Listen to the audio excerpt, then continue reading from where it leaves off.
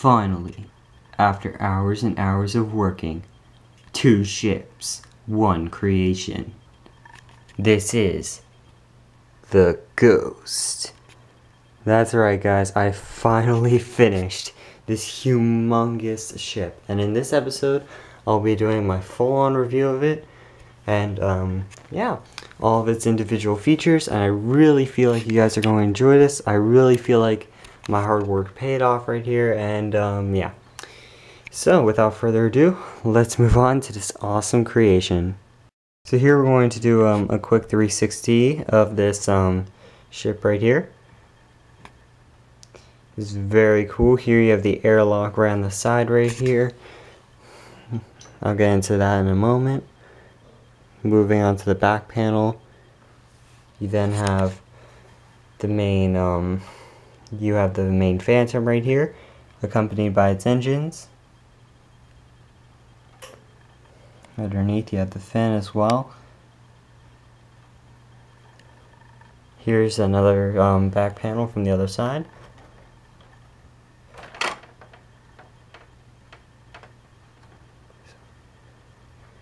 And here you have the other airlock, front panel, and I'll just like move up here.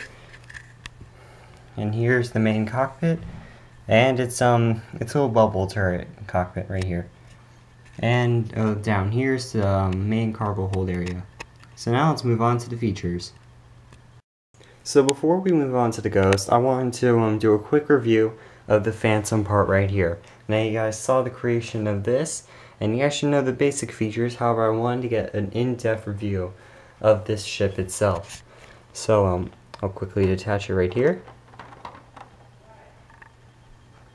And that's the area which it docks at. Alright, so here we have the main Phantom part right here.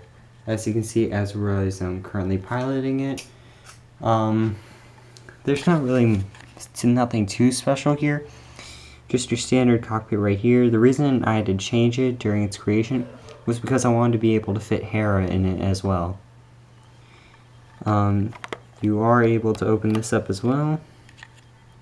You have your little cockpit piece right there. Ezra's right there. You have your main signs up on the front, like, not signs, but decals. You have the yellow stripe, as well as this decal right here, of the little beast, or I'm not really sure what it is. You're also able to detach it right here, as you can see. Oh, sorry. You are able to detach it right there as well. So here you have the main cockpit piece right here as well. Yeah, there's not much to it right here. It connects to these simple rods. But the main feature of the part right here is that you can position the cannons. And as you can see in the show, they like position themselves in and out. So yeah, you can just slide them out right there. And that's to show that it's in its attack position. Now back here, I'll show you guys what we have in the main area. You have your little swivel turret right here. Nothing too special. Yeah. We have main thrusters on the back. You have a flip open door right here as well, which reveals the inside, but I'll show you guys that in a moment. Over here, there's nothing too special here as well. You have your little sticker that you have with the set. Yeah. Then, once you move this over here, you may lift this up to reveal Zeb inside of the main Phantom part right here. Now you do have 6 fold-out chairs right here as well. Yeah, so you can pretty much fit the entire crew of the Ghost in here, Chopper included. You can put Chopper here. You might be able to have a figure standing right here, and then 3 other figures sitting, and then 1 piloting the ship. But other than that, there's not really much else in the cockpit. Once you fold out the wings, however, you can see that I include some small detail right here as well. Nothing too special. And yeah, so I'm going to show you guys another main feature to this. right here once I put this back in. And there. We can then have the wings positioned however you wish. Here's the bottom right here. And yeah, this isn't how it mainly looks, but yeah, this is how you guys can get your general idea of how it looks as it flies. And yeah, I think it looks really cool. I'm really happy with how the Phantom turned out. It turned out exactly the way I wanted it, pretty much. And yeah, so now let's move on to the actual ghost itself. So now you guys, we're gonna move to the underbelly of the ghost right here. As you can see, there's not much to it. There is its small little sticker that you get with the actual set itself. There is a little fold-out door right here which leads to the main cargo hold. And so this turns into a ramp right here. You can move inside. You could probably store a few crates in here. I know the Lego sets come with some crates typically. And yeah. And as you can see inside, it's mostly empty, and it does have a little ladder right here which leads up to the main bubble turret right here. So yeah, that's pretty much it for the cargo hold right here. Moving further to the back, we do have this main empty area right here. Now you guys might be wondering what that's for, but I'll show you that in a moment. But really quickly, I want to show you this landing gear. It is fully retractable. So as you can see, it retracts, and then you can simply fold it out. And yeah. So nothing too special right there, and this is gonna be tricky. There is a bit of a magnet inside. I think I've showed you guys this before. There's a magnet right up here in this area, and it connects to a small crate which I have built. Here's the crate. As you can see, there's a magnet on top. Nothing too special about the crate. It's mostly empty. However, I'm unable to show you guys how it can, like, the full crate connected to the ghost itself, but I can show you this little area right here. As you can see, it is currently magnetized to the other magnet, and yeah, so pull that out. So you guys can like flip that out as you please, and yeah, that's mainly the underside of the ghost right here.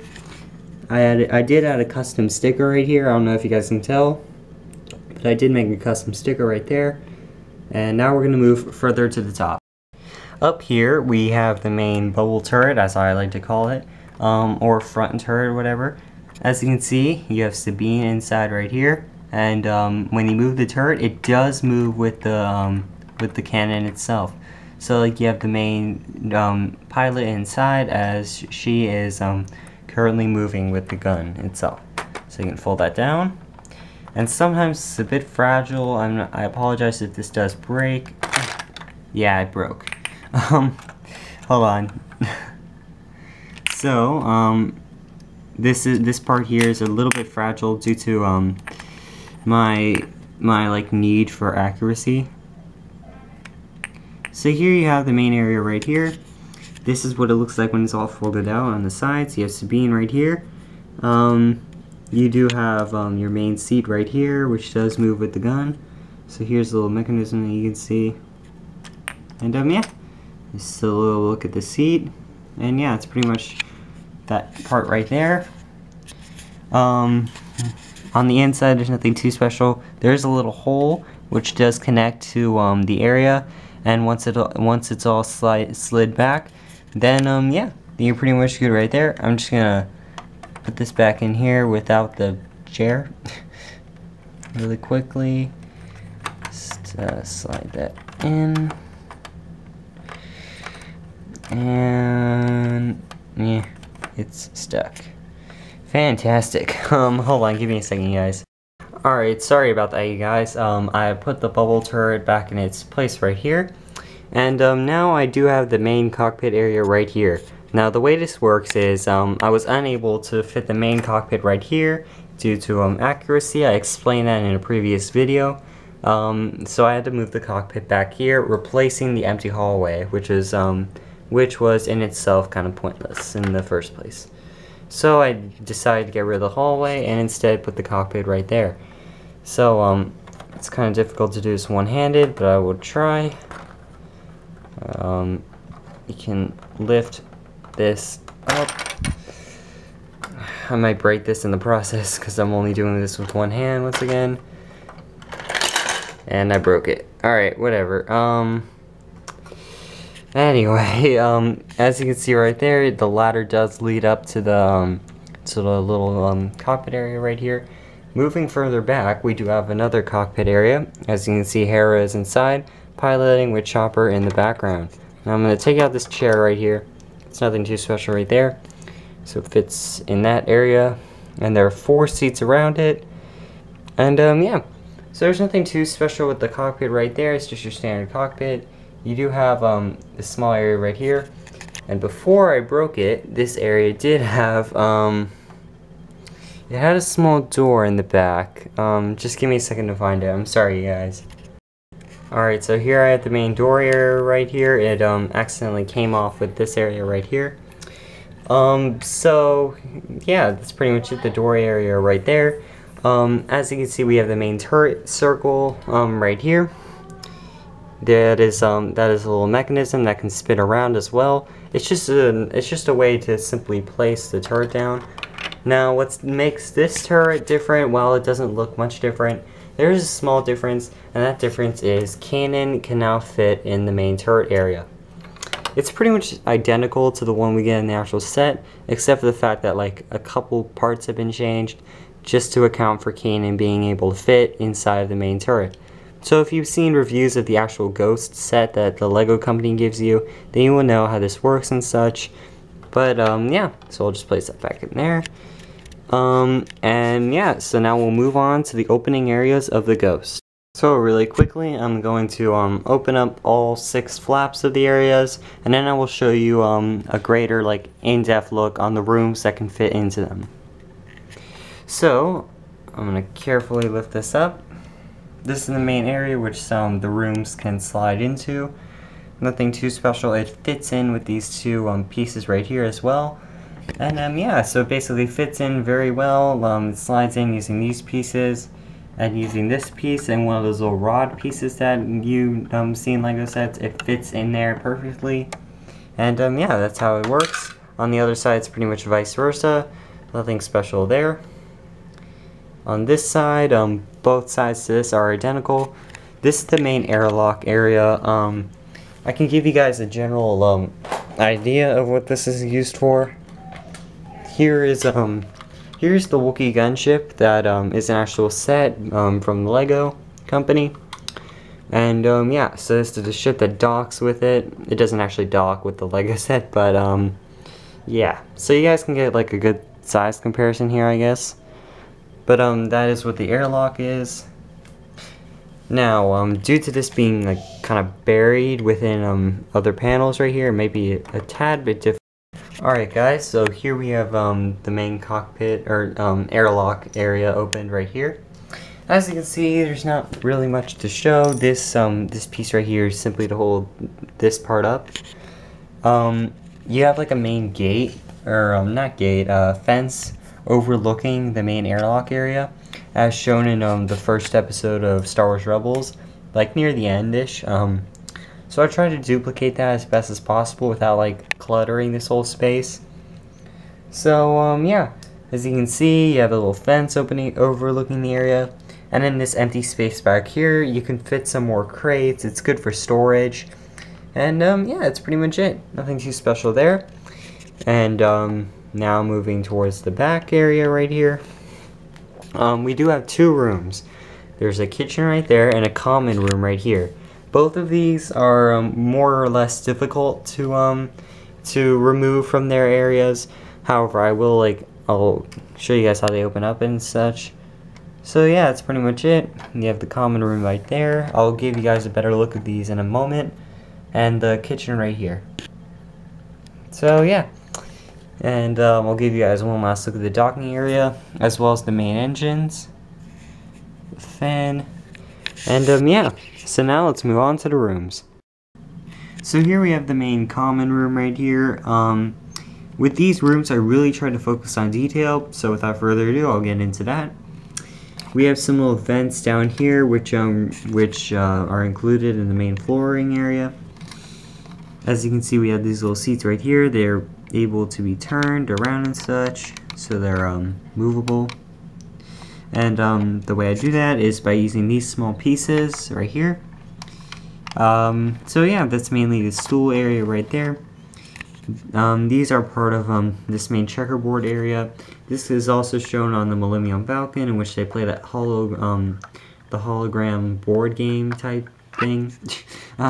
So yeah, that's that table right there. Nothing too special. You guys get the design.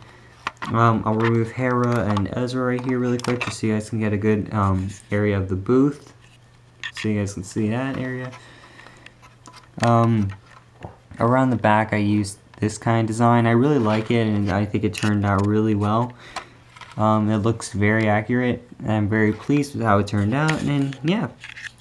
So that's pretty much this area right here.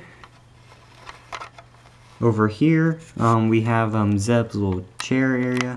I'm gonna try to remove this really quick. Nope. It's a fairly simple chair, nothing too special. The reason it has these little pieces right here is so that it connects the legs, and so that it can connect to here, so it's posable and such. So yeah, here you have little droid arms. I got them from the commando droids. You have the little circle piece right here. And you have a little fold-out back piece, which helps them, you know, like sit back and such. So yeah, that's the main common room. I really love how this turned out. Once again, it's not really supposed to come out because it's not interchangeable, but I really do love how this all turned out. And yeah, up next, we have the kitchen. Here we have the main kitchen area, or at least it's what I call it. I know it looks very white, but however, there wasn't really much color in it, that much, so I just included what I could. Here you have this main piece holding up this small table right here that Ezra is using. Chopper's right there. Sabine is in front of a small cabinet, which I have back there, but all around here, you have the main area where you're like a counter where you can hold food. You have a small table right here, and in here, nothing too special, just empty, but you could store some food or a possible weapon if you wanted to. And yeah, that's pretty much the main kitchen area, not much to it. It's very simple to make, nothing too special. And I didn't get to show you guys this main flooring area right here. Yeah, just nothing really too special. So yeah, up next we have Caimans Room. Here we have Caimans Room. Now, with these small rooms, I try to get as much detail I could into it as possible. I know it doesn't look like much, but I did try to get as much as I could into it while also being accurate. So, just really quickly, I'll go through it. Right here we have a little stand for his lightsaber. I did place his holocron right here because I felt like it needed a place for him. Here's his little lightsaber hilt right here, along with this little box. I'm not really sure what that's for. You have a small little sitting area right here. Kanan's main sleeping area right here. And he may, like, as shown in a couple episodes, he was seen meditating right here as well. So here you have Caimans sitting in his little meditation bed. And yeah, or seat, I mean, and yeah, that's pretty much it. Nothing too special right here. Each of the rooms is unique in their own way. And yeah, that's pretty much it for this room. Over here, I did want to try and, I wanted to add a little feature in which a drawer can open up underneath it with its lightsaber, and possibly holocron, but mainly the lightsaber.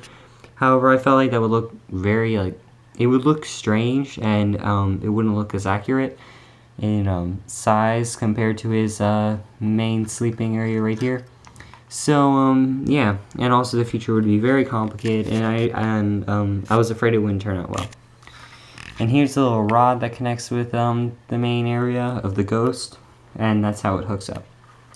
So, yeah, up next we have Ezra's and, Zeb's room. So here we have their room right here, Ezra and Zeb. As you can see, it's a lot more gray compared to Kanan's room. This is probably the most dull room I made out of the four. You do have a small table up here which kind of like arcs over and is supposed to go into the wall. I do have 2 custom seats right here. They're pretty cool. I like how they were designed, so I tried to get them as accurate as possible, and I feel like they did turn out well. You have a little bottle right here, probably for drinking, for Zeb. Another pointless box, which is for some reason always shown with these rooms. Here you have a little sleeping area for Zeb, so he can like lie back in here. You have a little area for Ezra to lie back in his top bunk. And yeah, it's pretty much Ezra's and Zeb's room, and yeah. Moving on, we have a custom room of mine, and is Hera's room. Now, yeah, I'll give you guys the details on that right now. So here we have what I would interpret Hera's room as being. So, I did make it a bit more gray because she's not always, looking glamorous, really. So I did try to make her, her room a bit dull, however not as gray as Ezra's and Zeb's room. So I did add some lighter gray elements. And, yeah, so it did turn out pretty good right here. And, yeah, so here you have, Hera's sleeping quarters right here and here. Very similar to Caimans, however, different colored pieces and such. Over here you have a little desk, because Hera is always working, I figured. Well, not always, but she does work a lot, so I figured I'd have a desk for her, possibly with like a little lamp right here, where she might be reviewing some files or something. You have a little crate right here for something else, maybe weapons, or, I don't know, weapons, possibly a small, file or something like that. And, yeah.